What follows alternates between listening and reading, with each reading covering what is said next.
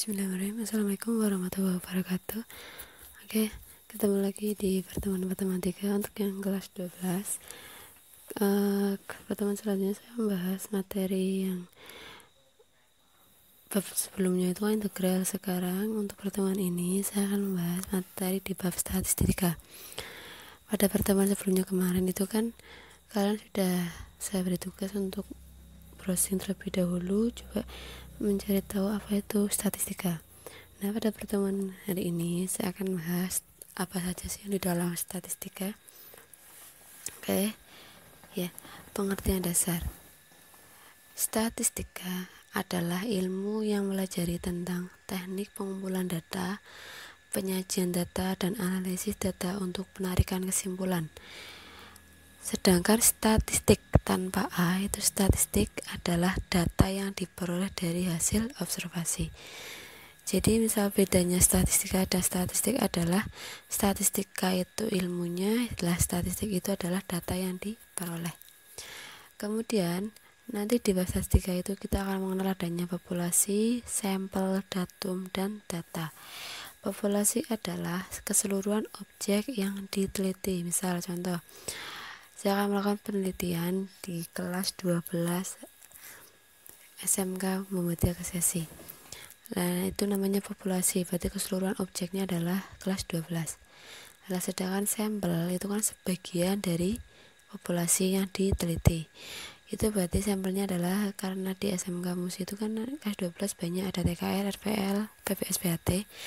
Bisa saya ambil sampelnya adalah RPL, berarti itu adalah sampel, itu sebagian dari populasi.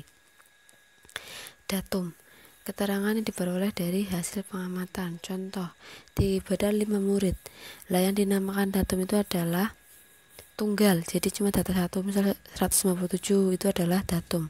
Sedangkan data adalah kumpulan datum, jadi bentuknya jamak. Berarti ini contoh tinggi badan 5 murid, berarti semua ini dari 5 ini semua datanya itu adalah namanya data, karena ini kumpulan datum. Oke, lanjut. Cara pengumpulan data, ada wawancara, ada observasi langsung, ada angket, ada secara studi pustaka. Kemudian cara penyajian data, yang pertama disajikan dalam diagram lingkaran, diagram batang, diagram garis, serta histogram dan poligon frekuensi. Saya akan melanjutkan penjelasan yang cara penyajian data di bagian diagram lingkaran, batang, dan garis. Ya. Yang pertama, saya akan menjelaskan diagram lingkaran. Diagram lingkaran itu adalah penyajian datanya itu biasanya dilakukan pada data dalam bentuk angka, bisa persen, bisa derajat.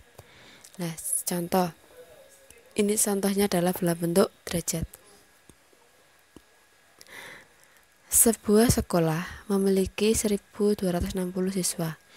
Di sekolah tersebut mengharuskan siswanya untuk ikut serta dalam kegiatan eskul. Jika siswa yang mengikuti eskul dibentuk dalam diagram lingkaran dalam bentuk derajat ini, ya, mintanya derajat seperti ini. Berapakah jumlah siswa yang mengikuti eskul musik? Di sini kan musik kita belum tahu nih derajatnya. Oke, lanjut jawab ya. Pertama, berarti kita harus mencari derajat atau sudut dari musik sendiri ini. Karena ini berhubungannya di lingkaran ini adalah bentuknya derajat atau sudut, berarti kan jumlah dalam lingkaran itu kan jumlah sudutnya derajatnya adalah 360 derajat. Nanti misalkan bentuknya persen, berarti jumlah maksimalnya adalah 100%. Misal bentuknya angka, berarti bisa langsung angka saja. Karena derajat, maka kita mencari derajat di musik ini, berarti dengan cara adalah jumlah derajat semuanya 360 dikurangi dari jumlah derajat yang diketahui. Berarti 130, basket, bola 100, silat 80, tambahkan adalah 310. 360 derajat kurang 310 ketemu 50 derajat. Berarti ini di sini adalah 50.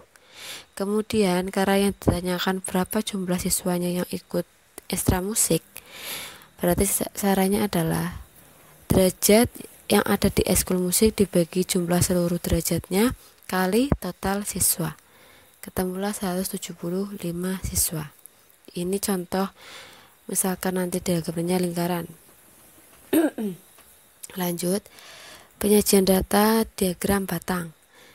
Biasanya bisa dalam posisi vertikal maupun horizontal. Berarti biasa posisi berdiri, bisa juga horizontal atau tidur.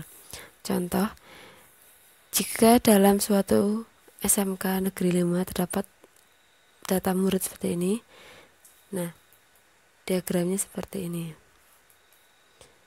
Tinggal digambarkan saja yang bawah kelas. Sini menyatakan jumlah. Ini batang, kemudian diagram garis. Garis itu biasa digunakan untuk menunjukkan perubahan sepanjang periode. Jadi ada tahun, berapa periode, jumlah mobil. Ini contohnya, diagramnya seperti ini. Ini kan menyatakan perubahan sepanjang periode. Jadi dimulai dari tahun 95 naik, terus kemudian 97 naik drastis, kemudian mengalami penurunan. Ini kan berarti periode ini tahunnya. Ini menyatakan jumlah mobil yang terjual ya. Oke, mungkin untuk pertemuan hari ini saya cukupkan di sampai penyajian data terlebih dahulu. Nanti untuk pertemuan selanjutnya saya akan bahas tentang penghitungan, yaitu pemusatan data, tentang min, modus, median, kuartil, desil, persentil. Itu untuk pertemuan selanjutnya. Silakan bisa tanyakan untuk pertemuan hari ini yang mengenai penyajian data jika ada yang belum paham. Oke, sekian yang dapat saya sampaikan. Assalamualaikum warahmatullahi wabarakatuh.